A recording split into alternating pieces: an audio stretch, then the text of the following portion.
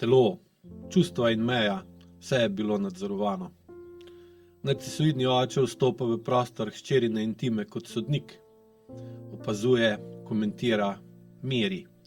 Včasih se prikazuje kot skrbnik, v resnici pa prevzema nadzor nad tem, kako se smeš izražati, oblačiti, gibati.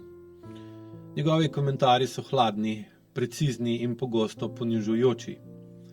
Tako se pač ne oblači dekle z dostojanstvom, preveč si glasna. Tišina je moč. Tvoje telo nikoli ni bilo zares tvoje, vedno je imelo nalepko njegove presoje in tudi čustva niso bila varna. Ko si jokala, si bila šibka, ko si bila jezna, si bila nehvaležna.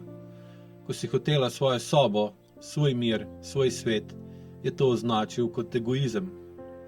Meja z njim ni obstajala, vstopal je brez trkanja, v prostor, v misli, v tvojo svobodo. Naučil te je, da se moraš prilagoditi, da se moraš umakniti, da je bolje utihniti, kot tvegati njegov prezir. In iz tega se rodi odrasla ženska, ki ne ve, kdaj ima pravico reči ne.